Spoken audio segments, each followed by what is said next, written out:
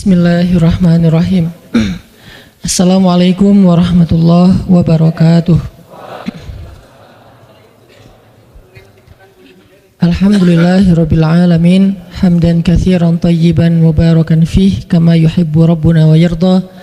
Asyhadu an la ilaha illallah wahdahu la syarikalah wa asyhadu anna Muhammadan abduhu wa rasuluhu la nabiyya ba'dah.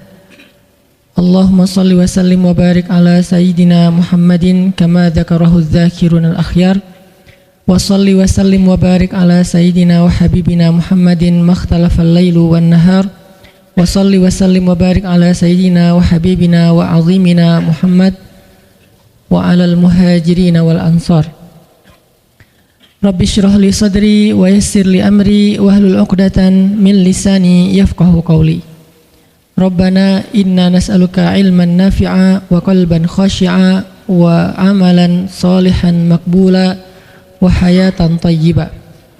Rabbana ilaika aslamna wa bika amanna wa alaika tawakkalna wa ilaika anabna wa bika khasamna na'udzu bi'izzatika an tudillana antal hayyul ladzi la yamut wal insu wal jinnu yamutun wa ba'. Teman-teman semuanya yang dirahmati Allah Subhanahu wa taala, malam ini kita bisa duduk lagi di Markas Pemuda Hijrah. Ahlan wa sahlan bikum. Selamat datang buat semua anak muda Bandung. Mudah-mudahan Bandung ini menjadi salah satu di antara mercusuar dakwah di seluruh Indonesia. Ketika pemuda-pemudanya memberikan sebuah tren yang baik kepada anak muda di seluruh Indonesia dengan gaya dan style anak muda, nongkrong di masjid, mendengarkan sharing tentang kebesaran Allah Subhanahu wa taala. Mudah-mudahan dengan kayak gitu kita bisa memperbaiki iman kita kepada Allah, memperbaiki hubungan kita dengan Allah, yang pastinya nanti Allah akan memperbaiki hubungan kita dengan sesama manusia. Jadi kaidah dasarnya, siapa yang memperbaiki hubungannya dengan Allah, man aslaha ma bainahu wa bainallah aslahallah ma bainahu wa bainan nas. Siapa yang memperbaiki hubungannya dengan Allah, Allah perbaiki hubungannya dengan manusia. Manusia di sini termasuk keluarga, tetangga, masyarakat, bahkan dengan pemimpin dengan rakyatnya, antara satu golongan dengan golongan yang lain, satu agama dengan agama yang lain. Itu semuanya diawali dengan islah ma bainana wa bainallah, memperbaiki urusan antara kita dengan Allah Subhanahu wa taala. Jadi ketika anak muda secara tren mulai berbondong-bondong datang ke rumah Allah untuk balikan sama Allah, maka Allah Subhanahu wa taala akan memperbaiki juga urusan mereka di kantornya, di kampusnya, di sekolahnya, di gedung dewannya, di istananya, dan seterusnya dan seterusnya. Dimulai dari kita balikan dulu kepada Allah Subhanahu wa taala setelah selama ini kita mutusin Allah tanpa kita sadari. Selama ini kita cuekin Allah tanpa kita sadari. Selama ini kita anggap Allah bukan prioritas dalam hidup kita tanpa kita sadari. Sehingga dengan tren anak muda mulai datang lagi ke rumah Allah, sujud sejajar antara kepalanya dengan kakinya, dan beristighfar ngajak Allah untuk balikan dalam kebaikan-kebaikan, maka Allah itu Maha Pengampun lagi Maha Penyayang. Teman-teman semuanya, malam ini kita sharing tentang diam. Benar gak sih? Benar ya? Tentang diam. Dan saya nggak mau ngebahas dari sisi fikih hukum diam, terus nanti ada juga yang bertanya tentang hukum puasa diam, puasa nggak ngomong, dan seterusnya. Karena memang dakwah saya agak sedikit menghindari perdebatan fikih. Kita akan coba renungkan beberapa kisah tentang diam yang ada di dalam Al-Quran. Setidaknya ada 4 apa 5 gitu kisah tentang amazingnya diam itu di dalam Al-Quran. Yang menurut saya nih, setelah saya coba tadabbur beberapa ayat tentang kisah diam ini dalam Al-Quran, ternyata sama, poinnya tuh sama di antara semua kisah, bahwa diam kalau kita lakukan itu tepat dan kita punya alasan yang jelas, maka diam itu akan menjadi jalan lahirnya keajaiban dalam hidup kita. Jadi jalan munculnya keajaiban dalam hidup kita. Banyak orang yang berbicara untuk membela diri, padahal kalau dia diam, Allah yang bela dia. Kita ngebela diri kadang-kadang nggak ngaruh, karena pembelaan diri kita tuh dianggap subjektif. Tapi kalau Allah yang bela dia, Allah punya banyak cara dan Allah menggenggam hati manusia. Sehingga ketika misalnya kita ribut dengan seseorang, setelah kita menjelaskan duduk perkaranya, kita ngejelasin yang sebenarnya terjadi apa, udah cukup diam dan jangan melanjutkan perdebatan. Kenapa? Biar nanti sisanya Allah yang akan beresin. Nah, ini butuh apa untuk bisa kayak gini nih? Butuh iman. Karena kalau kita imannya lemah, kita kayak agak meragukan Allah bakal ngebelain kita, padahal kita dalam posisi yang benar. Mungkin kita akan terus-terusan bela diri. Kita akan tulis panjang sampai di scroll, kita akan narasi dengan kata-kata, kita akan berdebat, kita akan kerahkan semua teman-teman yang bisa ngebelain kita, kita akan cari semua argumen, kita akan cari semua kesalahan dia dibalikin. Semua cara ini adalah cara orang untuk membela diri dengan cara berucap. Ternyata di Al-Quran Allah pernah menceritakan kepada kita cara membela diri dengan diam. Bahkan kadang-kadang ketika kita membela diri dengan berucap, justru Allah menjauhkan dirinya dari kita. Allah pergi. Kenapa Allah pergi dari kita, berpaling dari kita? Karena saat kita membela diri dengan berucap, dengan ngomong, dengan broadcast, dengan komen, dengan bikin caption dan seterusnya, kadang-kadang di dalam kata-kata kita itu ada hal yang justru nggak benar. Ada yang bohong, terpaksa gitu. Akhirnya gara-gara pengen bela diri kita jadi bohong. Gara-gara pengen bela diri kita jadi cari-cari kesalahan orang lain. Gara-gara pengen bela diri kita jadi buka aib. Gara-gara pengen bela diri kita jadi melebih-lebihkan sesuatu yang harusnya nggak kayak gitu. Artinya justru karena kita berucap, karena kita ngomong malah jadi salah.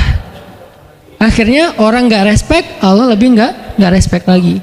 Sehingga malam ini kita pengen belajar tentang gimana cara menjemput keajaiban ketika kita punya masalah dengan seseorang lewat diam. Mungkin teman-teman sering mendengar hadis yang disampaikan oleh para penceramah, para ustadz. Hanya mungkin malam ini kita akan lebih banyak ngambil contoh. Karena saya pikir narasi-narasi ideal berupa ayat dan hadis udah banyak yang menyampaikan. Tapi membawanya dalam contoh konkret daily kehidupan kita itu mungkin gak semua orang aware. Karena emang kehidupan orang beda-beda. Apalagi misalnya seorang ustadz yang mungkin jarang main sosmed. Dia gak tahu masalah di sosmed itu apa. Seolah-olah sosmed itu bukan realitas hidup. Padahal kita tahu anak muda Indonesia main sosmed sehari gak kurang dari 6 jam. Berarti ada 6 jam realitas kehidupan kita yang jarang dibahas dan dibimbing dengan bimbingan agama Allah, Al-Quran dan hadis. Kenapa? Karena realitas ini kurang difahami oleh sebagian guru-guru, oleh sebagian ulama yang mereka emang agak gak terlalu akrab dengan sosmed. Mereka gak akrab dengan yang namanya Instagram, YouTube, Twitter, Line apalagi. Karena Line ini anak mudanya mungkin ABG banget kan. Jadi agak-agak kurang akrab. Kalaupun mereka pakai itu hanya karena soleh banget kali ya. Karena soleh banget jadi mereka pakainya sebatas sekedar share ceramah doang. Jadi nggak main. Bukan pemain sosmed lah. Sekedar menggunakan sosmed sebagai media panggung ceramah. Udah share. Itu juga kadang-kadang yang nge-share-nya admin. Jadi nggak ngulik gimana cara itu kurang ngulik.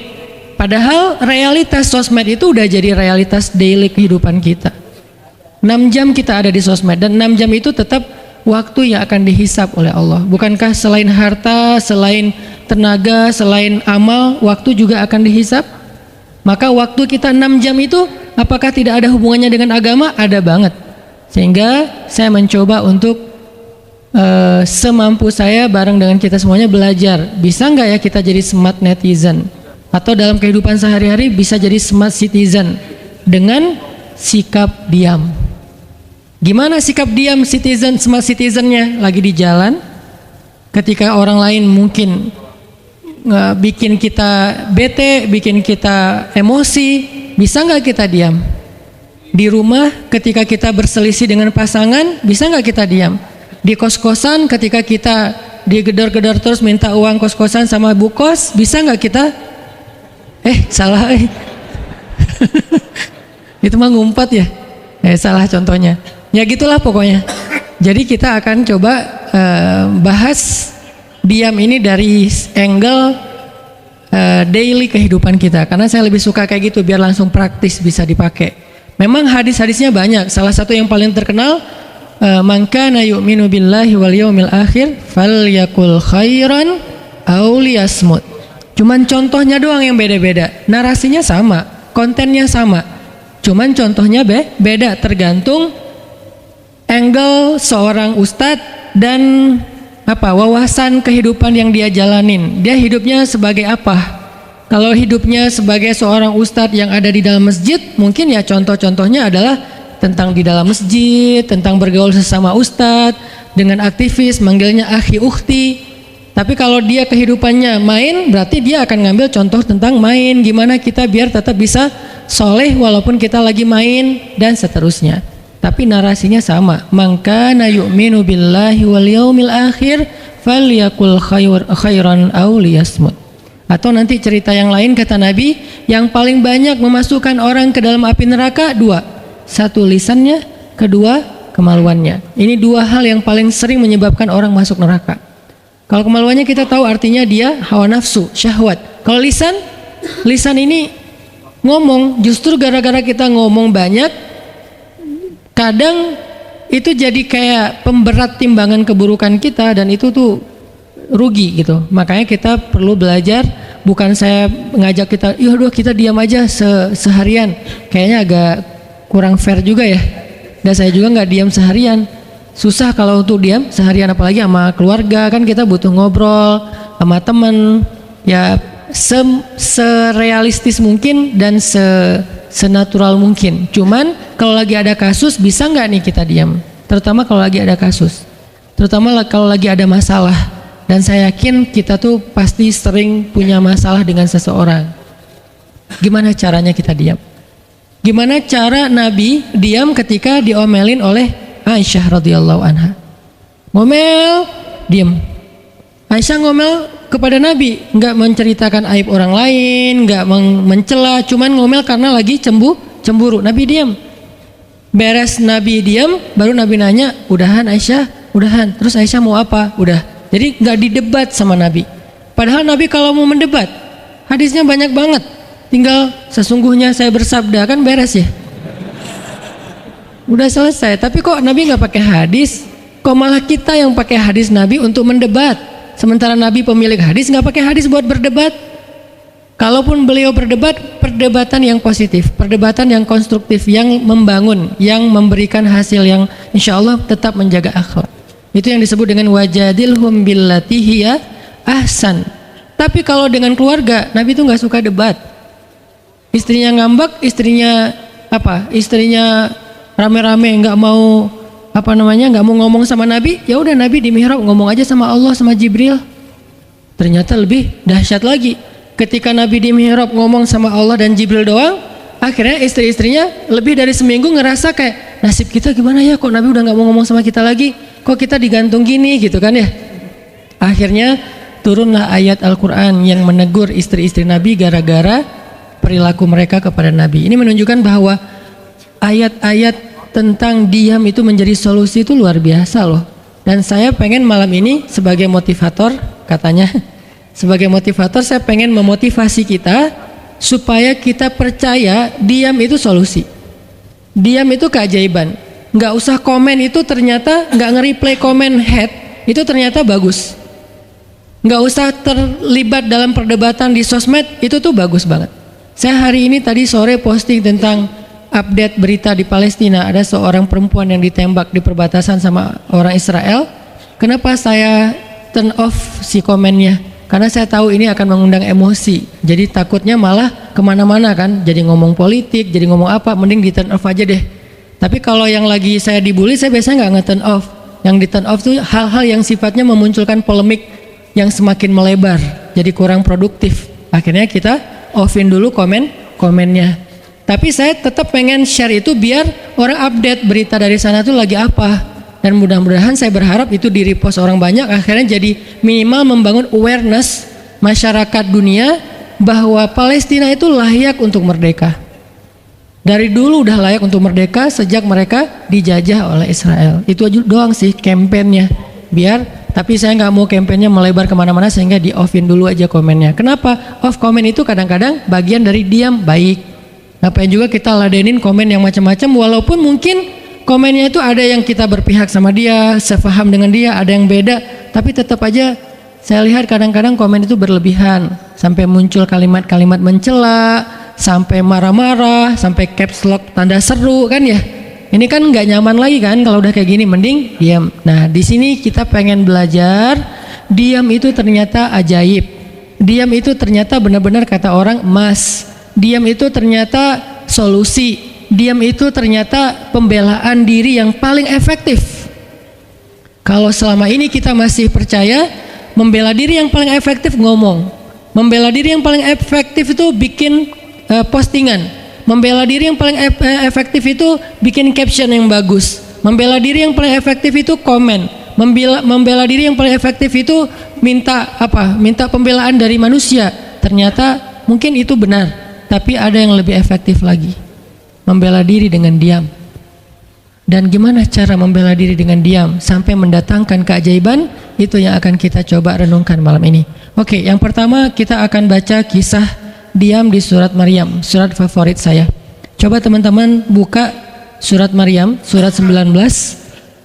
Di dalam surat ini ada dua adegan diam. Pertama, adegan diamnya Nabi Zakaria. Yang kedua, adegan diamnya Maryam. Surat 19, surat Maryam, ayat 10.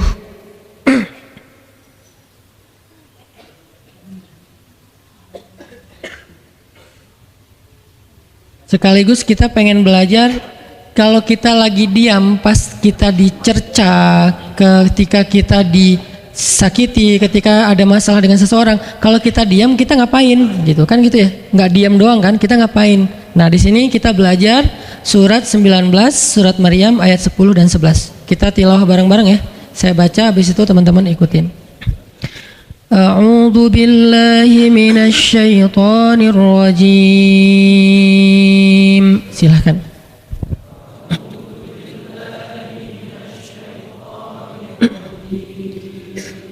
Bismillahirrahmanirrahim.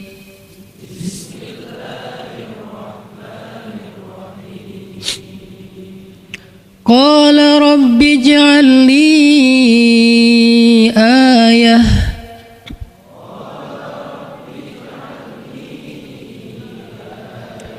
Qala ayatuka alla tukalliman nasa thalatha layalin sawiyya.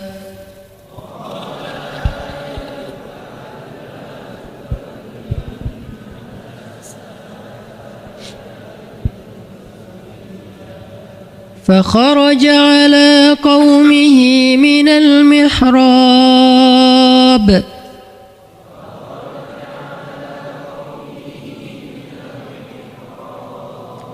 فأوحى إليهم أن سبحوا بكرة وعشيا.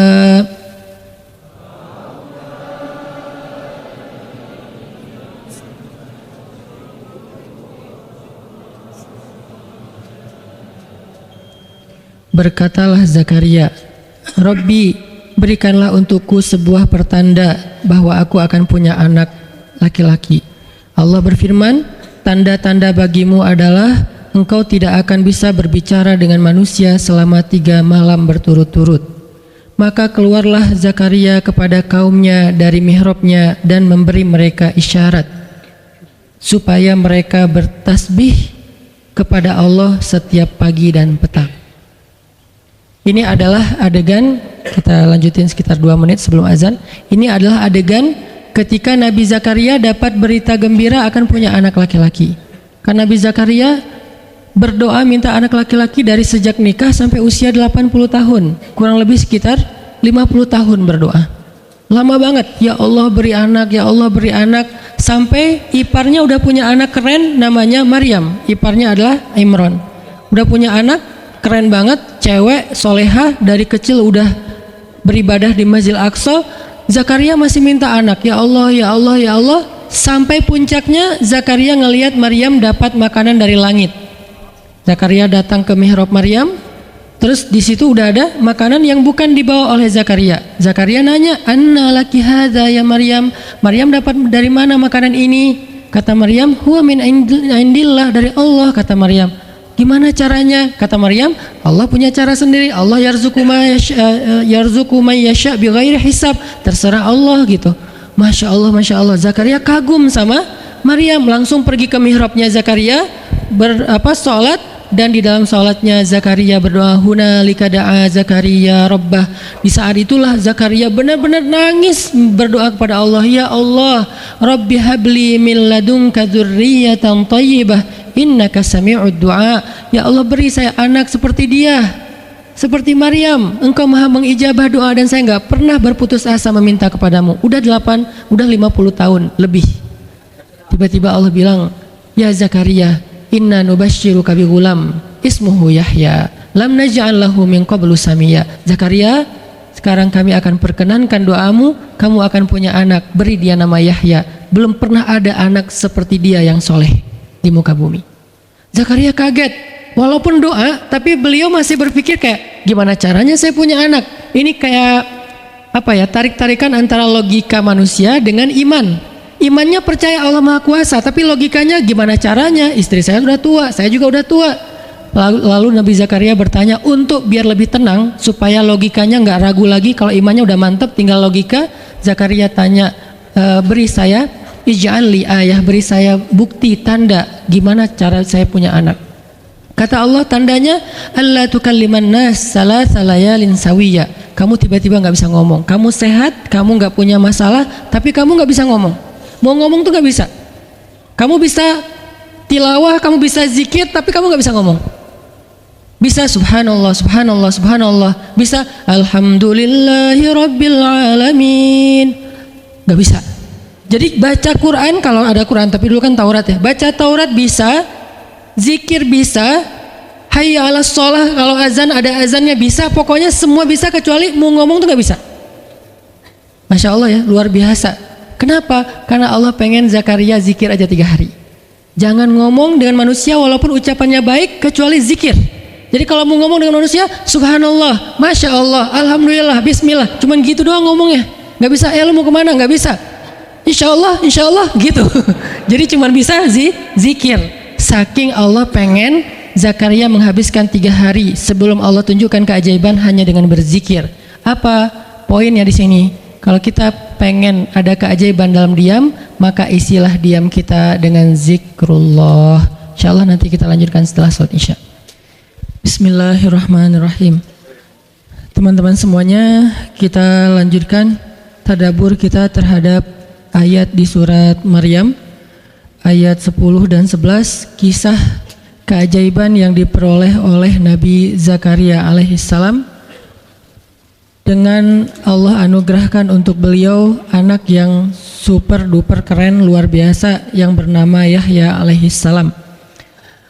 Dan salah satu cara Allah subhanahu wa ta'ala mendidik Nabi Zakaria untuk menjemput keajaiban itu adalah Allah menyuruh Zakaria untuk diam dan mengisi diamnya dengan zikratullah bukratan wa asiyya, mengingat Allah pada waktu pagi dan pada waktu petang. Artinya diisi dengan zikir. Dan waktu itu Nabi Zakaria menurut ulama tafsir, beliau tidak cacat lisannya, benar-benar bisa ngomong.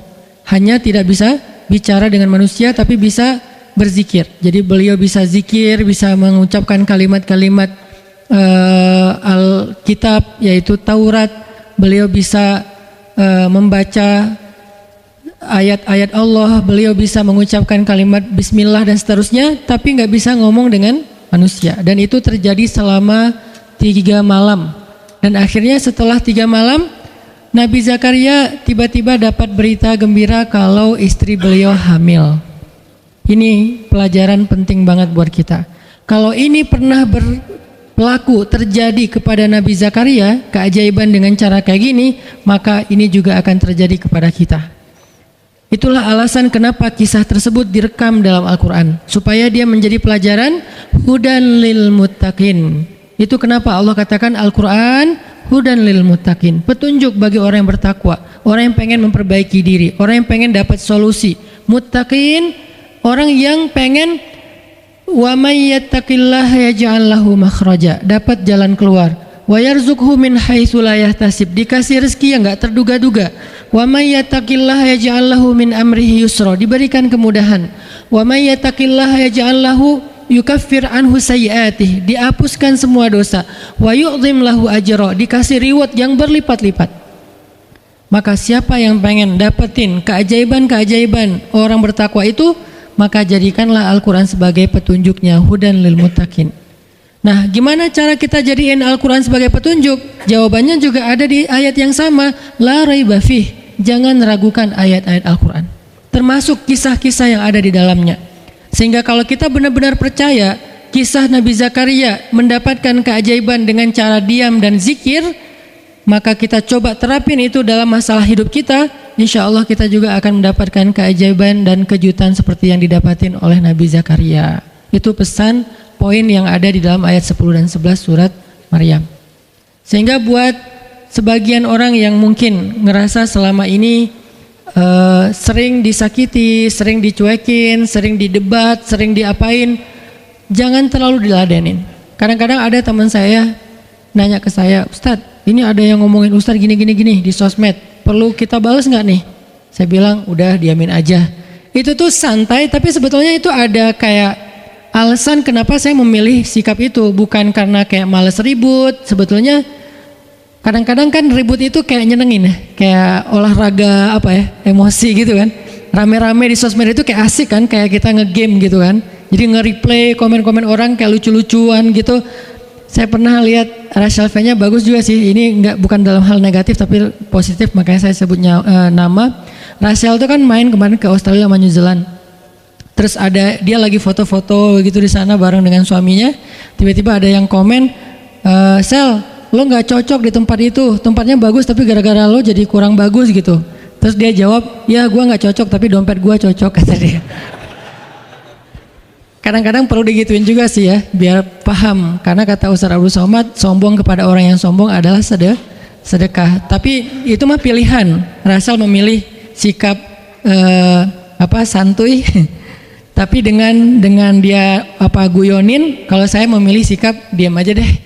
Karena saya takut kalau saya ngomong malah jadi panjang debatnya, dan saya merasa nggak mampu untuk selalu membela diri dengan argumen. Karena membela diri dengan argumen kadang-kadang ya, kalau bahasa Ustadz Umar Mita, orang yang mencintaimu tidak butuh alasan, orang yang membencimu tidak akan menerima alasan. Jadi kayak ya udahlah, diamin aja. Ternyata dengan kita diam muncul aja keajaiban, banyak keajaiban. Jadi benar-benar saya percaya banget diam itu tuh keajaiban, dan itu berlaku dalam dakwah, berlaku dalam masalah keluarga. Ketika istri lagi ngambek, dia misalnya komen panjang di sosmed, di WhatsApp misalnya, dia kayak misalnya namanya juga lagi ngambek ya, ngomong panjang di WhatsApp. Kalau saya sabar untuk diam, itu tuh beres dengan sendirinya dan akhirnya malah lebih baik. Tapi kalau saya kepancing, jadi kita balas-balesan. Sepanjang hari WhatsAppan terus nggak beres-beres, tapi hasilnya makin lama tuh tangan pegel, hati panas. Karena kayak pengen dia balas apa, oh balesin lagi, balesin lagi, terus aja gitu, habis energi dan kerasa gitu capeknya tuh luar biasa. Tiba-tiba muka jadi lebih tua gitu kan ya, tiba-tiba berkerut semua. Terus warna kulit makin doff gitu.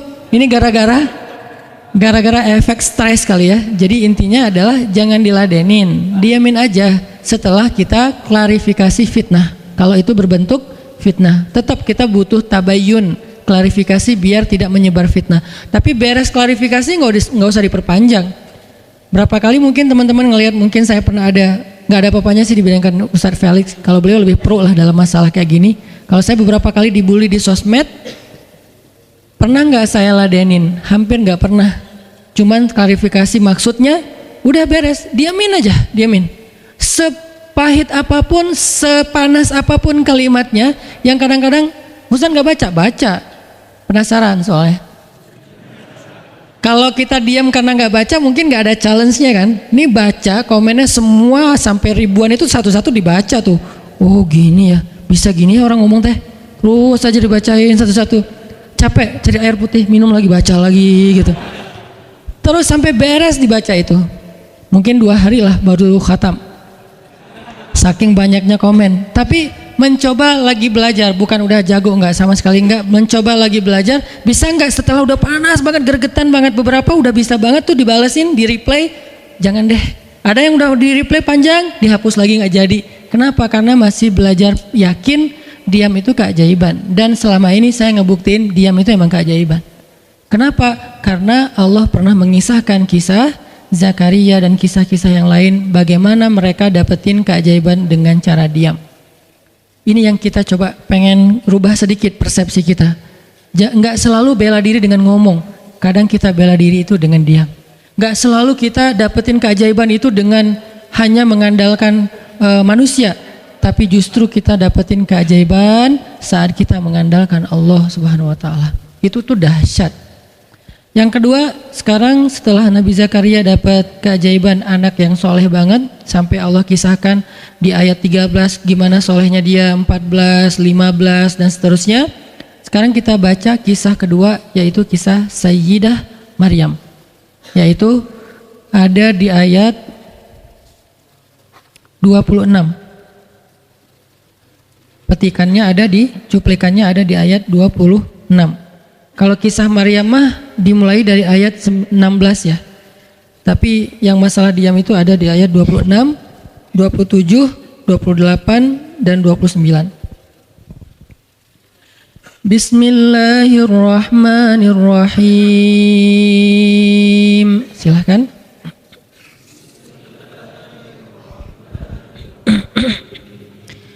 Fakuli washrabi wa qarri aina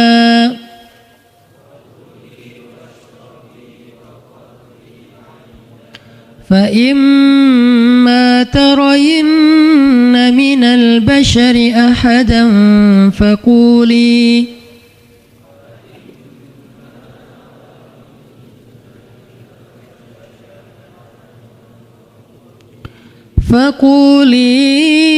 inni nadartu lirrahmani sawman falan ukallimal yawma insiya.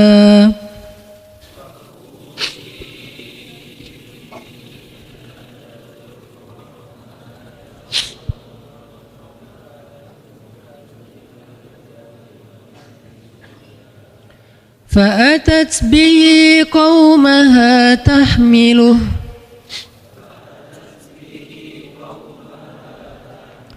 قالوا يا مريم لقد جئت شيئا فريا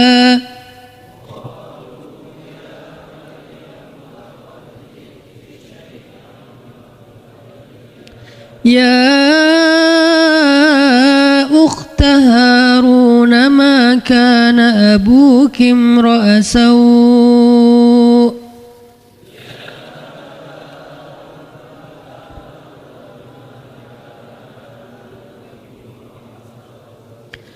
ما كان أبوك امرأ سوء وما كانت أمك بغيا.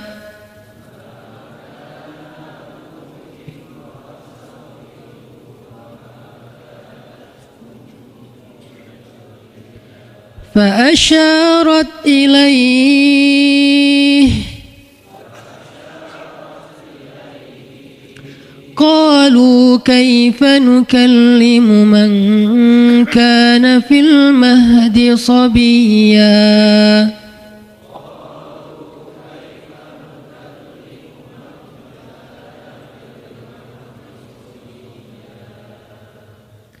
Dan maka makan dan minumlah dan bersenang hatilah engkau wahai Maryam, dan jika engkau bertemu dengan seseorang katakanlah sesungguhnya saya telah berazam untuk berpuasa pada hari ini dan saya tidak akan berbicara dengan manusia pada hari ini.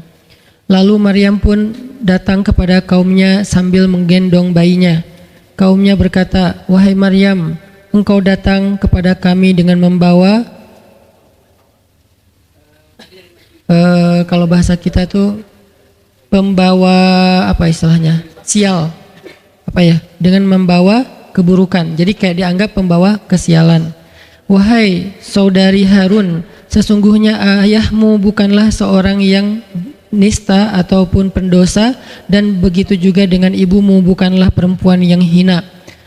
Lalu Maryam memberi isyarat, fa'asyarat ilaih, memberi isyarat dengan menunjuk ke arah bayinya. Lalu mereka berkata, "Bagaimana kami akan berbicara dengan seorang bayi yang masih digendong oleh ibunya?" Maksudnya masih terlalu kecil. Ini adalah cuplikan adegan Maryam ketika baru pulang kampung. Jadi ceritanya di ayat sebelumnya, ketika kandungan Maryam semakin besar dan nggak bisa disembunyikan dari penglihatan manusia, Maryam pun pergi menjauh ke sebuah tempat yang tidak ada siapa-siapa. Fahamalathu fantabadzat bihi makanan qasiyya. Dia menjauh, mengucilkan diri ke tempat yang nggak dilihat oleh siapa-siapa sampai melahirkan. Jadi kurang lebih sekitar 3 bulan 4 bulan Maryam nggak ada di Al-Quds, nggak ada di di Masjidil Aqsa dan sekitarnya. Dia pergi mengasingkan dirinya supaya tidak ada yang menghujat Maryam karena ngelihat perutnya sudah semakin besar dan dia nggak punya suami. Setelah melahirkan, akhirnya Allah perintahkan Maryam untuk pulang. Setelah Allah ngasih makan, minum dan kebahagiaan buat Maryam, fakuli washrobi wa qarri aina, dengan adegan korma yang menjatuhkan buah-buah rutop dan seterusnya, pulanglah Maryam. Nah, Maryam tahu ketika dia pulang dengan membawa bayi, dia pasti akan dihujat, dicela, dicaci maki, dibully oleh kaumnya. Lalu Allah memberi kepada Maryam bekal, gimana cara ngadepin yang kayak gitu-gitu. Kata Allah, kalau kamu ketemu manusia, ketemu orang-orang, ketemu kaummu, bilang ke mereka, saya tidak berdebat hari ini. Saya nggak akan berdebat. Jadi dia tetap bisa ngomong, tapi dia bilang, saya nggak akan berdebat. Saya nggak akan bicara dengan siapapun hari ini karena saya sudah bernazar untuk diam. Bilang kayak gitu kepada kaummu. Maka fa'atat bihi qaumaha tahmiluh. Maka datanglah Maryam kepada Al-Quds, kepada kota Al-Quds dengan membawa bayinya yang digendong. Datang. Baru dari ujung kota kelihatan Maryam, muncullah orang-orang Bani Israel semuanya rame di pasar-pasar mereka, semuanya menghadang Maryam. Maryam tiba-tiba dihadang di gerbang kota Al-Quds. Nggak boleh masuk kota Al-Quds.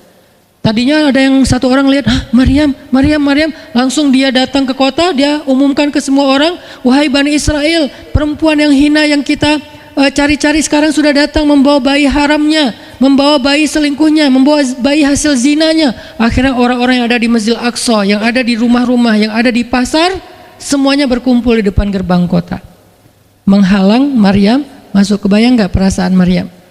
Padahal dia itu lahir di situ, dia beribadah di situ, ayahnya orang situ, ulama pula, pamannya Nabi pula di situ, tapi dia sekarang dihadang oleh semua penduduk Al-Aqsa, penduduk Al-Quds, Bani Israel. Ketika Maryam mendekat, mereka mengatakan, "Ya Maryam, laqad ji'ti syai'an fariya." Ini bahasa Al-Quran. Kalau aslinya lebih tercela daripada ini, karena ini bahasa Al-Quran yang tinggi, Allah menggunakan bahasa simbolik saja. Yang terjadi, mereka mencela Maryam. Mereka bilang, Maryam kamu pembawa sial, Maryam kamu perempuan hina, Maryam kamu tukang zina, Maryam kamu selingkuh, Maryam kamu ternyata pelakor, segala macam. Kebayang nggak seorang perempuan yang mulia dituduh dengan kata-kata kayak gini? Sedih, pengen jawab, pengen bilang, saya ini nggak pernah berbuat dosa, ini nih Allah yang ngasih kepada saya nggak punya suami dan saya diberikan anak yang suci dan segala macam. Nggak. Tanya kepada Zakaria kalau nggak percaya, saya punya buktinya segala macam. Nggak usah, diam aja. Maryam bisa ngomong kalau mau. Maryam by the way adalah perempuan secerdas Sayyidah Aisyah. Dia itu kayak Aisyah cerdasnya, kayak Khadijah bijaksananya, kayak Fatimah lembutnya, kayak Asiyah sabarnya. Maryam itu istimewa. Sampai sebagian ulama mengatakan Maryam satu-satunya nabi dari perempuan, satu-satunya nabi dari golongan perempuan. Sebagian kecil ulama ada yang menyebutkan demikian, sehingga mereka menyebut Maryam alaihassalam. Saking Maryam ini keren banget, istimewa banget.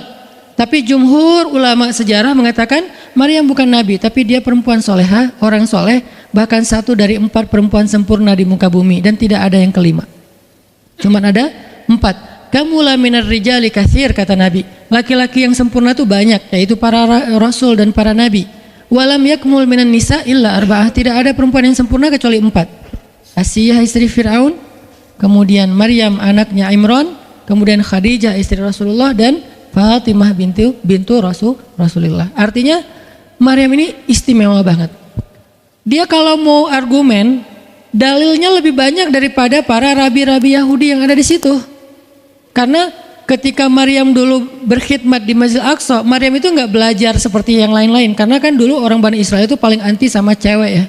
Buat mereka perempuan itu kasta kedua. Seolah-olah perempuan itu nggak punya hak yang sama dengan laki-laki. Laki-laki punya hak belajar di Masjid Aqsa, perempuan nggak boleh. Ini kesenjangan gender di masa Bani Israel dulu. Jadi kalau ada yang mau nuduh Islam sebagai tidak memperhatikan masalah gender, dia harusnya baca sejarah. Justru Islam, Al-Quran, Taurat, Injil mengangkat perempuan untuk setara dengan laki-laki. Awalnya perempuan itu hina di masyarakat Bani Israel, dianggap pembawa sial. Sampai masyarakat jahiliyah sebelum Islam datang, apa yang terjadi dengan bayi perempuan? Dibenamkan dalam pasir hidup-hidup, dibunuh, dilempar dari bukit supaya mati langsung seketika. Kenapa? Termasuk Umar pernah membunuh bayi perempuan. Umar radhiyallahu an. Kenapa dia sedih banget? Karena dia ingat masa lalu ketika dia pernah membunuh bayi perempuan. Kenapa mereka membunuh bayi perempuan? Karena dianggap perempuan ini membawa sial. Tapi datang Islam mengubah tradisi itu, mengubah persepsi publik. Yang tadinya perempuan dianggap hina, dalam Islam dikatakan surga ada di bawah telapak kaki ibu. Muncul harga diri perempuan naik. Apalagi sebaik-baik kalian, yang paling baik untuk istrinya, dan aku yang paling baik untuk istriku di antara kalian. Muncul lagi hadis, kalau seandainya laki-laki mau bersabar terhadap istrinya, maka harusnya dia bersabar 70 kali sehari kalau dia disakiti oleh istrinya. Yang ke 71 baru dia boleh marah. 70 belum boleh marah. Jadi perempuan, ibu-ibu, istri kalau mau bikin suaminya sebel sampai 69 atau 70 boleh lah. Tapi yang ke 71, nah ini udah layak dimarahin. Tapi kan nggak pernah ada sampai 70 kan? Paling juga 10%-nya lah, 7 kali sehari, dan itu istiqomah setiap hari. Hari ini kok kamu gini lagi sih? Kemarin udah beda hari, jadi beda hitungannya, 0 lagi mulai dari awal. Tapi nanti ada hadis penyeimbang. Nabi itu kan bijaksana banget. Yang diajarin bukan cewek doang, cowok juga diajarin. Ketika hadisnya supaya memuliakan perempuan ada, nanti ada lagi hadis laki-laki. Seandainya seorang perempuan menjilat luka dan darah dan nanah di tubuh suaminya, itu belum bisa membayar satu saja kebaikan suami kepada dia. Jadi menjilat lukanya aja belum bisa bayar kebaikan, terus ngapain marah-marah coba. Sehingga dua-duanya ada nasihat untuk suami. Kalau istrinya lagi ngambek, namanya juga lagi sedih, ya udah kamu sabar aja 70 kali. Untuk istri jangan ngambek, karena kalau kalian berbuat baik aja belum bisa bayar kebaikan mereka. Terus gimana dong Ustadz? Ya udah, sekarang solusinya adalah sama-sama mengambil sisi baiknya. Kayak gitu nasihat Nabi. Makanya saya agak kurang setuju kalau khutbah Jumat itu memakai hadis menjilat darah dan nanah, karena yang dengar suami. Wah bener nih khutbah Jumat, saya senang banget khutbah Jumat hari ini. Pulang-pulang, mah tadi khutbah Jumat keren banget nih mah, saya kebenaran aku catat nih mah. Gak bisa. Kalau khutbah Jumat pakailah hadis sabar 70 kali, menasihati suami. Kalau majelis taklimnya ibu-ibu, masalah tadi seandainya saya boleh menyuruh manusia sujud kepada manusia, saya suruh sujud istri kepada suami. Masing-masing ada hadisnya, jangan disilang. Ini nggak bijak dalam ceramah, karena harusnya memberi nasihat yang bisa memperbaiki, bukan menambah tuntutan baru. Wah bener nih kalau suami saya dengar, untung harusnya suami saya datang. Ustadz boleh nggak acara selamatan di rumah saya nanti temanya ini gitu. Kalau perlu ngundang ustadz yang dia kenal, request dulu untuk ngemojokin pasangan, ini nggak bijak. Balik lagi ke cerita tadi, Maryam tuh pinter banget, cerdas banget. Dari kecil dia udah hafal Taurat. Ibarat anak sekarang hafal Quran. Dan lebih sulit ngafal Taurat daripada Quran. Kenapa? Karena bahasa Al-Quran itu sastra banget. Jadi ngafalnya itu kayak ngafal syair. Itu aja udah susah kan? Kebayang gak ngafal Taurat? Lebih sulit lagi tuh. Dan Maryam dari usia di bawah 5 tahun udah khatam Taurat. Udah tahu tafsir Taurat usia 7 tahun. Bahkan saking keren dan pinternya Maryam, kadang-kadang ketika Maryam ngobrolin tentang Taurat sama Zakaria, itu Zakaria sampai geleng-geleng kepala. Maryam, gitu maksudnya? Sampai nanya ke Maryam. Gitu maksudnya. Maryam ngomongnya ke Zakaria udah kayak ngajar gitu. Saking pinternya Maryam. Jadi hadis-hadis Zakaria Maryam hafal. Kan para anbiya tuh punya hadis kan? Hadis Zakaria dihafal oleh Maryam. Tauratnya Musa dihafal oleh Maryam. Kebijaksanaan para nabi dihafal oleh Maryam. Dia dari usia 10 tahun itu udah jadi ulama besar Maryam. Artinya kalau misalnya orang mau berargumen dengan Maryam, dia punya banyak bahan, dia punya banyak narasi. Dia lagian Maryam itu pintar ngomong. Tapi Maryam diam. Jadi kalau kita ngerasa pintar ngomong, pintar komen, pintar apa, tetap aja kita punya alasan harusnya kita diam, karena Maryam yang lebih daripada kita ternyata juga diam. Akhirnya Maryam diam. Dikatakan ya ukhta Harun, diingatkan lagi dengan kemuliaan keluarga Imran. Ya ukhta Harun, ma kana abuki imra'asau wa ma kanat ummuki baghiyah. Ayah kamu itu Imran loh Maryam, kamu enggak malu punya bayi di luar pernikahan sementara keluarga kalian itu keluarga baik-baik. Apa kamu tega menyakiti ayahmu, mencoreng nama besar dan nama baik keluarga besarmu? Dan seterusnya. Maryam makin luar biasa, panas banget, sedih banget. Dan Maryam itu yang lebih berat lagi teman-teman. Mungkin kalau kita digituin agak kebal ya. Terutama cowok lah. Cowok kalau digituin agak kebal karena emang kurang berperasaan sih kalau cowok ya. Coba lihat dari angle cewek. Cewek itu lebih peka loh dari kita. Kita mah mungkin lebih mudah lah diam. Diomelin, diam aja. Karena kita kan orangnya agak santuy gitu kan. Kalau cewek itu nggak bisa gitu. Makanya lihat angle ini dari angle cewek. Kalau tadi Zakaria, sekarang Maryam. Dan Maryam lebih peka daripada semua cewek yang ada di muka bumi. Lebih perasa lagi daripada perempuan yang ada di muka bumi. Sangat-sangat pemalu. Saking pemalunya, ketemu cowok keren, ta'awuz coba. Cewek itu perasaannya lebih dalam daripada kita. Jadi kalau misalnya cewek-cewek, Maryam tuh nggak punya, ketemu cowok keren aja dia ta'awuz. Siapa cowok keren yang ditemui Maryam? Jibril, Gabriel loh yang ditemuin. Dan waktu itu Jibril menjelma apa? Fatamatsala laha basyaran sawiyya. Jibril menjelma sebagai basyaran sawiyya. Allah yang ngomong tuh, cowok keren. Allah yang bilang keren. Kalau kita merasa udah paling keren, menurut Allah biasa-biasa aja. Karena Allah pernah menciptakan Yusuf, Allah pernah menciptakan Muhammad, Allah pernah menciptakan Yahya. Kita merasa paling keren, Allah pernah menciptakan Sarah, perempuan paling keren juga, Aisyah, Fatimah. Jadi buat kita kayak udah kegeeran paling keren se-Bandung gitu kan ya. Menurut Allah mah biasa. Kalau Jibril, Allah sendiri yang bilang dia tuh emang keren. Jibril emang bukan malaikat, tapi kalau ketemu manusia, kecuali para nabi, Jibril itu menjelma sebagai manusia supaya tidak terlihat wujud aslinya, karena nggak kuat orang ngelihat wujud aslinya Jibril. Nabi Muhammad aja pertama ngelihat Jibril dengan wujud aslinya pas di Gua Hira itu lari tuh, takut, saking ngerinya Jibril tuh. Jangankan manusia, malaikat aja segan sama Jibril. Jibril lewat, malaikat nggak berani malaikat. Kenapa saya bilang kok disegani? Allah yang bilang di Al-Quran, dia itu malaikat yang disegani. Dzu mirrah kalau bahasa kita, malaikat yang sangat berwibawa. Sehingga di antara malaikat aja nggak ada yang sembarangan bicara sama Jibril. Mau bicara sama Jibril kayak, aduh segan, malu, gitu malaikat. Cuma nggak pakai, itu mah Sunda ya. Pokoknya malaikat mah nggak berani ngomong sama Jibril saking segannya. Kenapa? Gagah banget wujud aslinya. Ketika dia membentangkan sayapnya, itu sayap menutupi timur dan barat. Jadi matahari, bulan, bintang udah nggak kelihatan. Yang kelihatan cuma Jibril dengan keagungannya. Itu belum Allah ya, baru ciptaan Allah. Jibril, salah satu makhluk Allah yang paling agung. Sehingga saking kerennya Jibril, Allah nggak menyebutnya dengan nama malaikat. Padahal golongannya malaikat, tapi Allah menyebutnya dengan Ruhul Quds, Roh Kudus, yaitu Jibril. Nah, ketika ketemu dengan Maryam, Jibril bermisal itu menjelma sebagai basyaran sawiyah, cowok keren banget. Saking kerennya Jibril, Umar aja terkesima ngeliat Jibril. Pernah Jibril datang ngajarin iman, Islam, ihsan kepada Nabi Muhammad, dan Umar ngeliat Jibril terkesima, nggak bisa ngomong, diam aja, bener-bener speechless banget nih Umar. Jibril udah pulang, Baru Nabi nanya, Umar tahu nggak itu siapa? Hah, apa Rasul? Gitu. Saking masih kayak terkesima. Apa Rasul? Tahu nggak barusan siapa? Siapa ya Rasulullah? Saya nggak kenal orang itu, kok keren banget. Kata Rasul, itulah Jibril. Masya Allah itu Jibril. Ya Alhamdulillah bisa ngeliat Jibril langsung, tahu gitu tadi. Gitu ya. Kalau bahasa kita mah udah langsung pengen foto-foto kan sama Jibril. Kebayang nggak cowok sekarang lihat Jibril? Baru lihat apa? Artis Korea aja kita udah kayak gimana kan, BTS atau apa, udah segala macam, udah guling-guling, udah gigit jari. Baru BTS doang.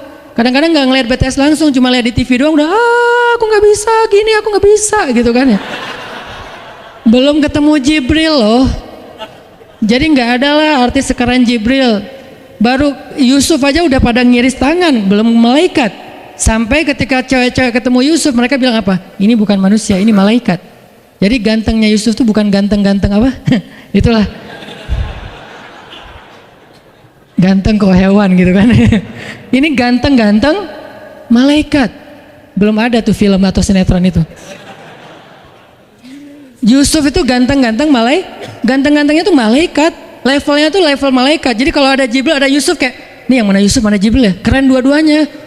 Nah Jibril datang ketemu Maryam bukan di atas panggung rame-rame, berdua, coba intimate banget kan. Kalau di atas panggung teriak-teriak nggak keren lah, biasa aja. Ini tuh berdua, private banget, di satu ruang kecil, berdua, nggak ada yang tahu. Tiba-tiba Jibril berdiri di depan Maryam, senyum dengan khas senyumnya malaikat yang mematikan gitu. Maryam pas buka mata lagi zikir, ngelihat Jibril depan matanya keren banget, langsung Maryam bilang apa? A'udzubillah. Cie, wibawa banget kan Maryam. A'udzubirrahmani minka in kunta taqiyya. Jadi emang elegan sih orang-orang soleh tuh.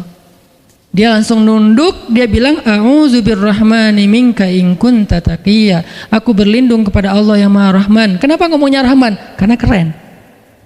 Kalau enggak keren, a'udzubillah. Karena keren, a'udzubirrahman. Tapi masih taat, ta'awuz, cuman pakainya Rahman karena Allah tuh Maha Pengasih yang udah bikin kamu tuh keren. Diksinya luar biasa ya. Maryam nggak bilang auzubillahi minasyaitonirrajim. Enggak, ini enggak layak dibilang syaitan, ini terlalu keren. Jadi nggak bisa auzubillah, auzubirrahman. Berarti Maryam itu pinter. Sampai dia bisa memilih diksi Asmaullahil Husna. Dia nggak pakai diksi Allah, dia pakai diksi Ar-Rahman. Karena yang datang itu wajahnya tuh wajah orang baik, tapi keren. Akhirnya a'udzubirrahmani minka in kunta taqiyya, kata Maryam. Jibril juga elegan, paham maksud Maryam. Maksudnya kamu siapa? Itu pertanyaannya. Maryam nggak nanya, kamu siapa ya? Enggak gitu. Kan kayak culun-culun kayak caper gitu kan. Kak, kamu siapa ya? Aku ada salah sama kamu. Enggak gitu sih Maryam ngomongnya. Saking elegannya Maryam, dia nanya kamu siapa tapi pakai kalimat zikir. Keren gak sih? Kita kadang-kadang zikir auzubillahi minka in kunta taqiyya. Artinya apa Mbak? Sama-sama gak elegan ya. Kalau Maryam sama Jibril dua-duanya elegan. Bahasa orang elegan itu emang banyak kode sih. Jadi kita mah yang polos-polos kayak gini, yang remeh-remeh rempeyek gak jelas gini, ya nggak akan paham kalau nggak baca tafsir. Makanya kalau mau theater of mind, baca Quran itu pakai tafsir, pakai kisah, baru kita ngerti kondisinya. Oh gitu banget ya, dahsyat banget ya kejadian waktu itu. Jibril datang dengan wujud yang kerennya. Maryam pengen nanya kamu siapa? Kok tiba-tiba masuk ruangan saya? Tapi bahasanya a'udzubirrahmani minka in kunta taqiyya. Aku berlindung kepada Allah yang Maha Baik darimu kalau kamu takut kepada Allah. Maksudnya kamu siapa? Takut gak kamu sama Allah? Baru Jibril mengatakan, saya adalah utusan Allah, berarti malaikat, untuk memberi kabar kepadamu kalau kamu akan punya anak. Baru Maryam melihat, gimana saya punya anak? Ya udah ada obrolan nih. Dan mereka udah biasa aja, oh Jibril, saya kira siapa? Udahlah, gak mungkin. Artinya udah kayak gitu nih kesolehan Maryam. Artinya Maryam itu orang yang sangat peka banget, perasaannya dalam banget. Terus nanti ketika Maryam melahirkan anak, tahu nggak kata-kata Maryam apa? Ya laitani mittu qabla hadha wa kuntu nasyam mansiya. Saat Maryam merasakan sakitnya kontraksi, mau melahirkan Isa, Maryam itu sambil kontraksi sambil bilang, ya laitani mitu qabla hadza wa kuntu nasyan mansiya. Aduhai seandainya saya mati aja sebelum kejadian ini dan saya dilupakan oleh manusia seolah-olah saya tidak pernah ada. Kenapa Maryam ngomong kayak gini? Maryam ngebayangin betapa malunya dia nanti kalau harus membawa bayinya ketemu Bani Israel yang pada bawel. Bani Israel itu terkenal kaum yang paling bawel. Bawelnya banget. Kalau kita baca Al-Baqarah itu isinya kebawelan Bani Israel. Kata Nabi Musa, sembelihlah Al-Baqarah. Al-Baqarah itu kan banyak, yang warna apa? Cari yang warnanya bersih. Yang bersih kan juga ada belang-belangnya nggak dikit. Terus yang beratnya berapa kilo, yang dari mana? Dari Bali atau NTB atau dari mana? Bawel banget. Udahlah, cari aja seekor sapi, sembelih beres. Tapi nanya lagi, bertele-tele. Itulah Bani Israel. Dan Maryam tahu banget karakter kaumnya. Jangankan dengan fitnah kayak gini nih, ketemu Nabi yang udah menyampaikan hal yang benar aja, itu di debatnya tuh habis-habisan. Apalagi dengan kondisi Maryam. Makanya Maryam takut banget, dia nggak kuat menanggung malu. Kalau kita mungkin masih kuat lah nanggung malu, kadang-kadang malah malu-maluin gitu kan. Kalau Maryam nggak kuat nanggung malu, berarti orang yang seperti ini harusnya kan berat banget untuk diam kan, nggak akan kuat diam, harusnya dia ngomong gitu, dia belain diri. Tapi Maryam itu sisi lainnya adalah perempuan yang mukminah, siddiqah, sangat yakin sama Allah. Allah suruh diam, ya udah diam. Gimana pun dihujat, diam. Kata Allah diam. Ya Allah, mereka bilang saya itu berzina, diam. Ya Allah bilang ini anak haram, ini anak saya nih, anak yang mulia, anak yang satu-satunya ketika lahir nggak disentuh setan di antara manusia loh. Satu-satunya manusia ketika lahir nggak disentuh setan. Nabi Muhammad setannya malah diislamkan. Beda, kerannya itu beda. Kalau Isa nggak disentuh setan. Kalau Nabi Muhammad setannya malah masuk Islam. Masing-masing punya keistimewaan lah. Tapi satu-satunya manusia yang lahir nggak disentuh setan cuman Isa. Kita semuanya pernah disentuh. Lahir langsung. Apa sih lo datang-datang ke dunia nggak nambah-nambahin kerjaan gua gitu kan? Kita nih orang biasa, jadi pas lahir tuh udah ada langsung setan bisik-bisik, yuwas bisufi sudurinas, makanya disuruh azan kan? Karena kenapa? Biar nggak dibisikin sama setan. Dan kalau bisa suara azan kita harus lebih lembut daripada suara setan, karena setan juga kayak tricky gitu. Saya ibu kamu, anak bayi dinina bobokan sama setan, hiduplah iblis gitu-gitu kan? Jadi kayak di dokter nama setan, iblis itu keren, iblis itu soleh, iblis itu baik, tapi pakai bahasa nasyid. Lagunya tuh kayak akustik gitu, lembut banget gitu kan. Makanya suara muazin kalau azanin anaknya yang lembut, jangan azan Allahu Akbar, asyhadu an la ilaha illallah. Dia malas ke masjid nanti kalau udah dewasa. Kenapa? Gue malas banget dengan suara ini nih. Salahnya siapa coba? Salah ayahnya. Belajar azan di Al-Latif sama Muzammil sama Teras Tahfiz, biar azannya tuh kayak Allahu Akbar. Bayinya senyum-senyum. Ntar gue bisa lebih dari itu. Canda. Intinya adalah Maryam itu pemalu banget. Jadi dia bisa banget untuk ngebales, tapi dia diam. Sampai akhirnya fa'asyarat ilaih, dia memberi isyarat. Arti memberi isyarat, dia nunjuk ke arah Isa alaihissalam yang masih digendong. Kalau kalian mau ngomong aja sama bayinya. Allah yang nyuruh kayak gitu. Makin kayak marah dan makin menjadi-jadi orang Bani Israel ketika Maryam memberi isyarat nunjuk ke arah Isa. Mereka bilang, ya Maryam, kamu udah gila apa? Sekarang kamu nyuruh kami bicara dengan bayi yang masih dalam gendongan ibunya. Benar, Maryam tuh ternyata udah stres gila. Dia gara-gara ditinggal sama selingkuhannya, sekarang dia jadi orang gila. Wah, luar biasa tuduhan kepada Maryam. Maryam diam aja, sedih, nahan air mata. Tapi bukan emotikon yang menggenang air mata di sini ya. Nahan aja air mata sampai kemudian Allah datangkan keajaiban, jadikan bayinya bicara. Qala, Isa bicara. Panjang lagi omongannya Isa. Ibuku ini baik, ibuku begini-begini, saya itu hamba Allah, saya itu anak yang suci, saya itu begini-begini, sampai beres. Baru mereka pada pulang karena mereka merasa terbantahkan semua tuduhan palsu mereka kepada Maryam. Masuklah Maryam, disambut mulia oleh beberapa orang. Maryam itu perempuan mulia, Allah mendatangkan dia sebagai keberkahan. Tadi dituduh pembawa sial, sekarang disebut pembawa berkah. Mulailah Maryam terkenal. Isa dididik, kemana Isa pergi, anak-anak kecil segengnya Isa pengen jadi temannya Isa. Gue temannya Isa lo, gue temannya Isa lo. Gak lama kemudian Isa jadi temennya Yahya. Ketika dia udah bisa main sama Yahya, main berdua sama Yahya. Kemana-mana berdua. Yahya, Isa. Tapi usianya agak jauh berbeda. Ketika Yahya udah masuk SD, Isa barulah lahir. Jadi kayak agak sekitar 7 sampai 10 tahun lah kurang lebih mereka jarak usianya. Tapi pas Isa udah remaja, mereka udah nyambung ngobrol. Nah, kelebihan masing-masing, kalau Yahya ini penghafal kitab Taurat, datang Isa, Yahya menghafal kitab Injil. Yahya Nabi, Isa Rasul, satu level di atas Nabi. Kalau Nabi mengikuti ajaran Rasul sebelumnya, kalau Rasul membawa ajaran baru. Jadi sebelum Isa lahir, Yahya mengikuti ajaran Musa dengan kitab Tauratnya. Setelah Isa lahir, Yahya mengikuti ajaran Isa dengan kitab Injilnya. Jadi bisa dibilang Nabi yang mengikuti dua ajaran Rasul, Yahya alaihissalam. Dia menghafal dua kitab suci sekaligus, Taurat dan Injil. Perempuan Maryam radhiyallahu anha, dia menghafal kitab Taurat dan Injil dari anaknya sendiri. Inilah kisah Maryam yang mendapatkan keajaiban dengan cara diam. Terakhir, kisah Nabi Muhammad SAW ketika beliau bahasa lebih tepatnya dalam tanda petik ya, biar nggak bisa disalahin, kayak didiemin lah sama istri-istri beliau, gara-gara istri-istrinya ngambek. Di dalam surat At-Tahrim, surat 66, coba kita buka. Surat 66. Ini juga kalau teman-teman baca kisah surat ini tuh luar biasa ya. Kita kayak baca novel atau kayak nonton film, keren banget. Saya memang senang banget dengan sirah Nabi dan para anbiya, dan terutama kalau sirah ini berbentuk storytelling, bukan data sejarah ya, karena membaca data sejarah itu emang agak-agak liar sih. Tapi kalau storytelling kan kita adegan ya, wah seru ya, itu lebih keren daripada Disney, Marvel, Endgame, atau apalah. Lebih seru baca sirah kalau kita paham.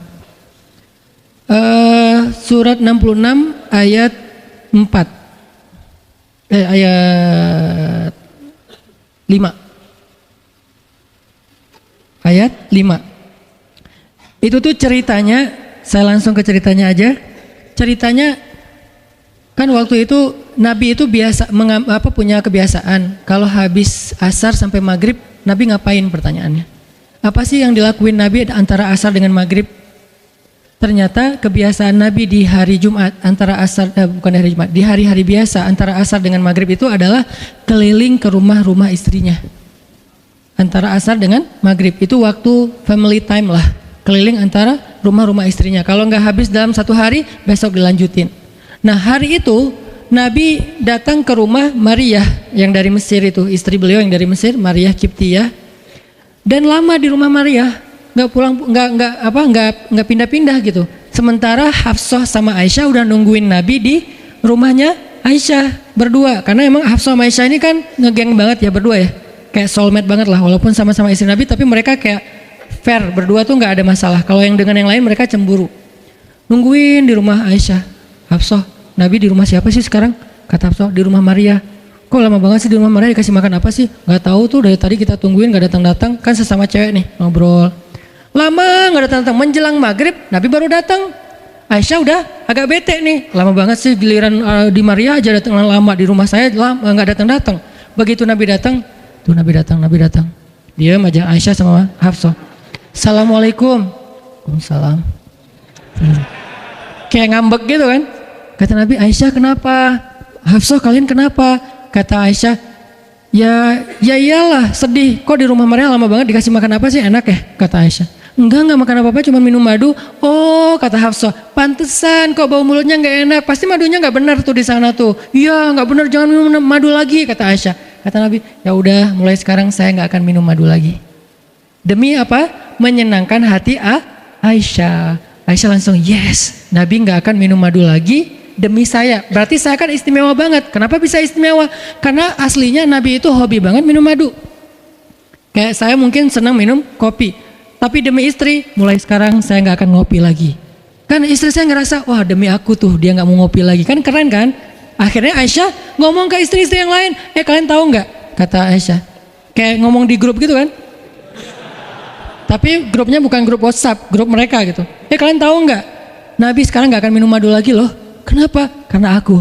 wah keren ya Aisyah, istimewa banget ya, sampai Nabi rela nggak minum madu, padahal madu itu baik, Nabi senang juga demi Aisyah, ya demi aku gitu. Akhirnya Aisyah bahagia. Allah nggak ridho. Begitu Nabi ngomong kayak gitu, Allah turunkan ayat pertama surat At-Tahrim, ya ayuhan Nabi. Jibril langsung turun, ya Rasulullah ada ada pesan.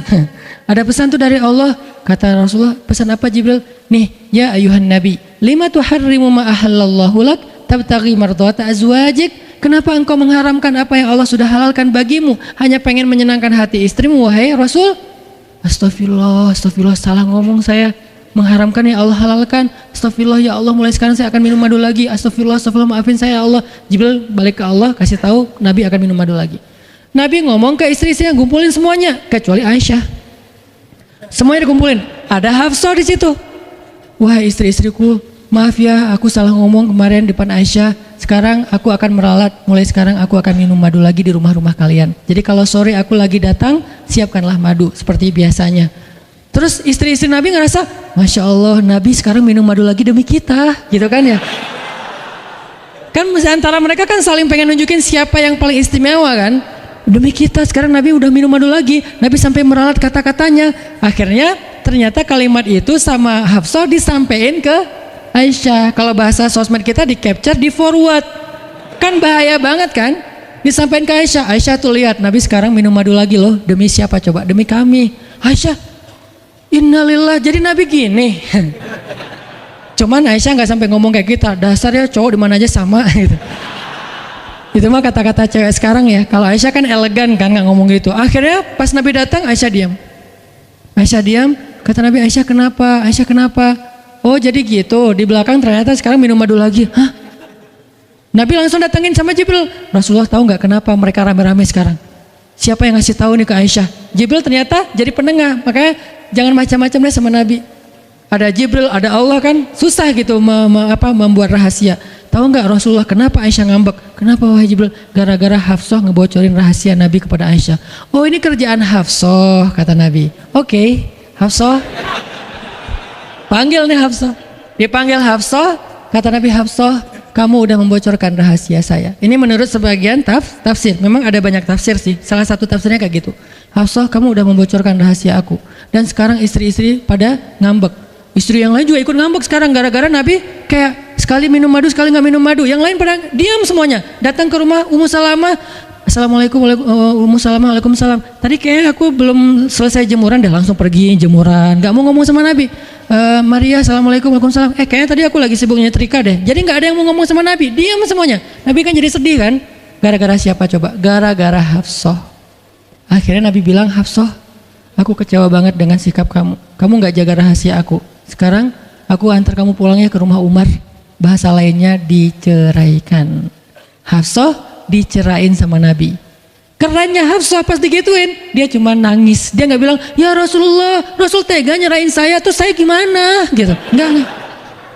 Rasulullah cuma masalah madu doang, cuma masalah capture dan saya forward doang kayak gitu langsung diceraikan. Tega banget sih Rasulullah. Rasulullah nggak punya hati apa? Enggak.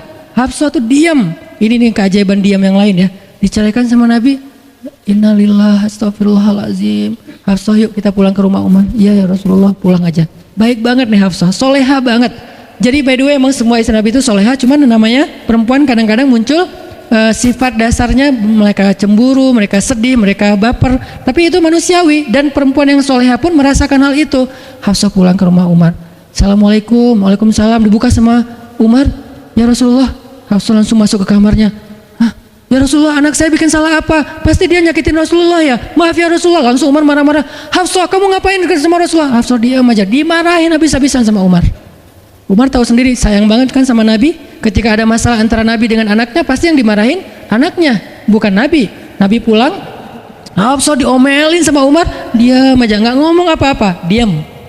Akhirnya Jibril turun. Jibril turun, ya Rasulullah ada pesan dari Allah. Apa wahai Jibril? Di surat At-Tolak, surat putus. Kan At-Tolak itu artinya diputusin. Bahasa ini pesantrennya dicerai. Turun surat At-Tolak. Kata Jibril, Allah nyuruh kamu raji'ha ya Rasulullah, raji'ha innaha qawwamah sawwamah fa innaha min azwajika fil jannah. Wahai Rasulullah, rujuk Hafsah, rujuk Hafsah. Disuruh rujuk. Allah nggak redha Rasul menceraikan Hafsah. Tahu nggak kenapa Allah begitu membela Hafsah ketika Hafsah ada masalah dengan Rasul? Salah satunya karena Hafsah diam. Harusnya Allah ngebela Rasul, Umar aja ngebela Rasul, sahabat-sahabat ngebela Rasul karena Rasulullah selalu benar. Tapi Allah ngebela Hafsah. Kenapa? Karena Hafsah diam, sebegitu ajaibnya diam. Sampai ketika ada seorang perempuan bermasalah dengan kekasih Allah, Allah malah membela perempuan ini, bukan kekasihnya. Raji'ha ya Muhammad, rujuk Hafsah, rujuk Hafsah. Dia itu istrimu di dunia dan di surga. Akhirnya Rasulullah, jadi saya rujuk wahai Umar. Ya Hafsah masih nangis di kamarnya. Balik lagi Rasulullah naik onta ke rumah Hafsah. Assalamualaikum, waalaikumsalam. Ya Rasulullah, udah saya marahin tuh. Hafsah kata Umar, udah nggak apa-apa Rasulullah, udah nggak usah bersedih, udah saya marahin habis-habisan dia tuh. Kata Rasulullah, Umar, aku pengen ngomong sama Hafsah. Ya Rasulullah jangan, biar saya aja ngomong. Dia emang nggak bisa ketemu sama Rasul. Ya Umar, aku pengen ketemu sama istriku. Hah, istrimu? Hafsah itu Rasulullah. Keluar lagi Hafsah, solehah banget, lembut banget. Keluar, ada apa ya Rasul? Hafsah tuh nggak marah-marah. Ada apa ya Rasul? Hafsah, aku pengen ngomong sama kamu. Umar diam bingung. Kata Rasulullah, Hafsah, aku ingin ajak kamu balikan. Romantis gak sih? Rasul pengen ngajak Hafsah balikan. Kok balikan sih Ustaz? Ya rujuk kan balikan. Rujuk artinya kembali ya, balikan. Hafsah balikan yuk. Umar bingung. Hah? Balikan?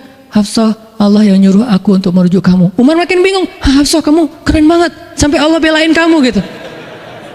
Kata Nabi, Hafsah, Allah turunkan ayat khusus tentang kamu di surat ini. Umar makin bingung, sampai turun ayat, Masya Allah, anakku ini subhanallah, Masya Allah gitu kan ya. Akhirnya, ya Rasulullah, Allah sampai turunkan ayat tentang masalah ini. Alhamdulillah, Hafsah sujud syukur, Hafsah nangis, Hafsah langsung meluk Rasul. Umar, aduh gimana nih? Udah beres gitu, Hafsah dibawa pulang sama Rasul, boncengan berdua. Hafsah boncengan sama Rasul. Naiklah mereka, mobil mereka yang bermerek onta itu. Gimana cara pulangnya? Di depan rumah Umar, Rasulullah langsung berlutut, langsung ngasih tangan buat Hafsah. Hafsah megang tangan Nabi, injak lutut Nabi, naik ke atas onta. Itu tuh romantis banget. Lalu Rasulullah bonceng Hafsah.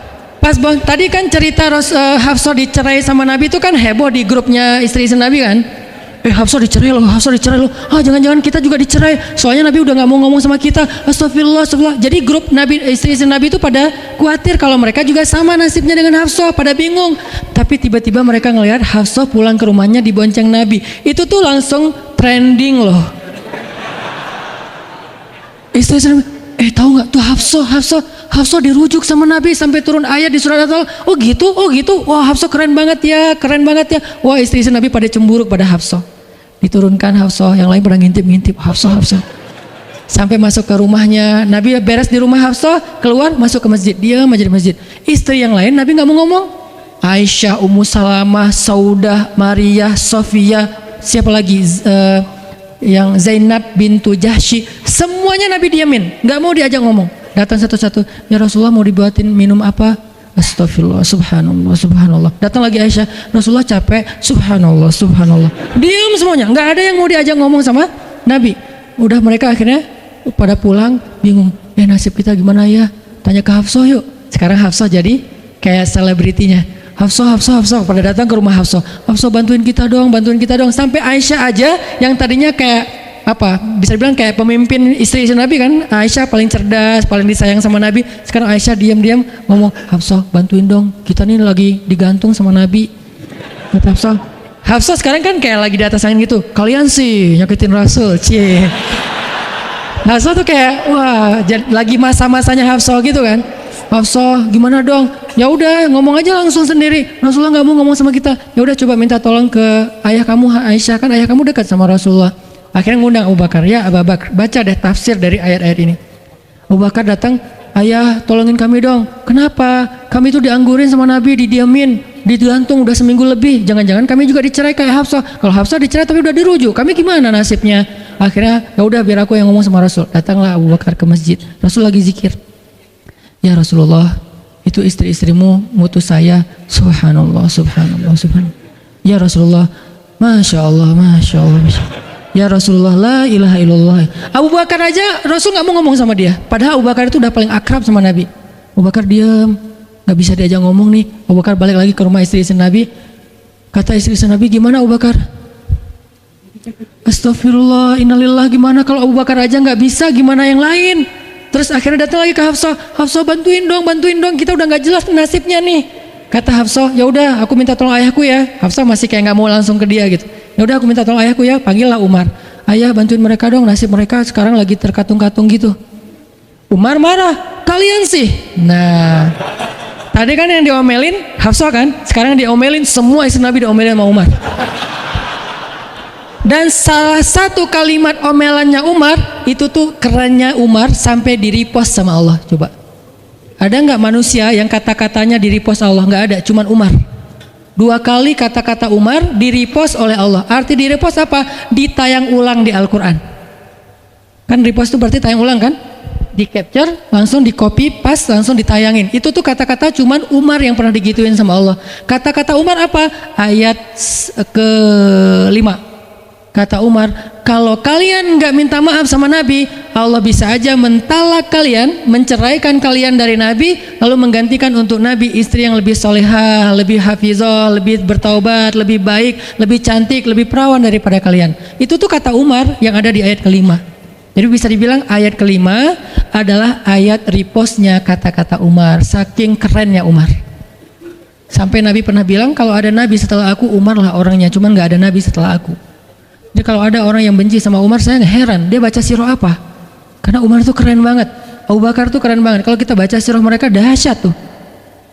Dan kalau ada yang bilang Umar sama Ali itu nggak akur, aneh juga. Karena Ali memberi nama anaknya, yang pertama Abu Bakar, yang kedua Umar, yang ketiga Utsman. Ketika ditanya sama Umar, ya Abul Hasan, kamu memberi nama mereka dengan nama-nama kami, kenapa? Kata Ali, aku berharap mereka jadi orang soleh seperti kalian. Terus gimana caranya Ali ngasih nama Umar sementara dia benci sama Umar? Gak mungkin dia benci, masa ngasih nama orang yang dibenci kan? Dek, namanya siapa? Namrud. Kok Namrud sih? Kan ayah saya benci banget sama Namrud.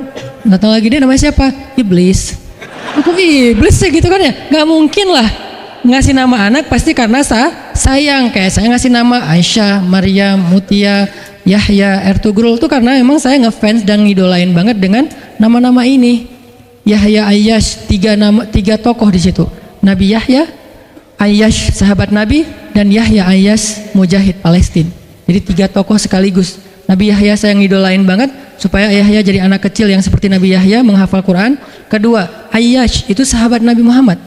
Kemudian yang ketiga, Yahya Ayyash sekaligus itu nama mujahid Palestina yang paling pintar ngerakit banyak senjata-senjata untuk ngelawan Israel, dan dia dibunuh sama Israel. Saking Israel benci sama Yahya Ayyash, untuk membunuh Yahya Ayyash mereka ngebom 1 blok untuk membunuh Yahya Ayyash, dan mudah-mudahan dia syahid dalam dalam kejadian itu. Artinya saya ngefans gitu. Ali juga kayak gitu. Balik lagi ke cerita tadi, akhirnya ngundang Umar. Umar datang ke Rasulullah. Ya Rasul, saya diutus istri-istrimu. Subhanallah, subhanallah. Ya Rasul, bicara dong, kasihan mereka kayak digantung. Ya Rasul, apakah engkau menceraikan mereka semua? Baru Rasulullah ngeliat ke arah Umar. Rasulullah tersenyum. Rasulullah bilang, enggak wahai Umar. Allahu Akbar, kata Umar. Dia langsung takbir, Allahu Akbar. Istri-istri Nabi dengar suara takbirnya Umar, itu pertanda, kode, berarti berita gembira. Istri-istri Nabi juga Allahu Akbar, rame gitu kan. Umar masuk ke rumah istri Nabi. Wah Umar, Busyra ya Umar, Busyra, berita gembira. Wahai Umar, ya berita gembira, kalian tidak diceraikan oleh Nabi. Tapi jangan macam-macam lagi ya. Ya Umar, ya. Akhirnya sujud syukur semuanya. Beres sujud syukur, mereka bilang, kita masak-masak yuk untuk Rasul yuk, syukuran. Di rumah siapa? Ya di rumah Hafsah lah. Akhirnya mereka masak-masak di rumah Hafsah. Pas sudah beres masak-masak, mereka ngundang Nabi untuk pulang. Tapi yang berani ngomong sama Nabi cuman Hafsah. Hafsah, kita udah beres masak nih, minta dong Nabi pulang ke rumah. Ya udah tenang, biar aku yang minta.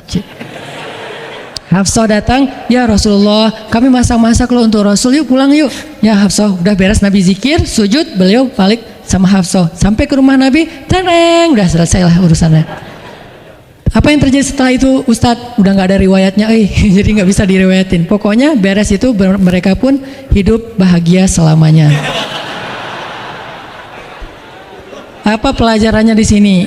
2 orang di sini dapat keajaiban lewat diam. 1 Hafsah, Allah suruh rujuk gara-gara dia diam. Kedua, Nabi diam aja sambil zikir sampai akhirnya Allah beri pelajaran yang berharga. Istri-istrinya yang tadinya ngambek serentak semuanya insaf bahasa kita, sadar dan mereka minta maaf kepada Rasulullah. Jadi kalau istri lagi ngambek, lagi ngomel, diam.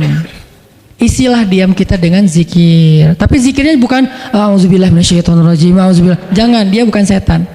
Dia hanya lagi ngambek. Subhanallah, masya Allah, alhamdulillah. Yang paling efek itu la haula wala quwata illa billah. Itu ngefek banget. Mudah-mudahan ini bisa menjadi penyemangat, motivasi untuk kita semuanya. Betapa kata as-samt, as-sukut, diam aja dalam Islam itu adalah kebaikan yang luar biasa dahsyat.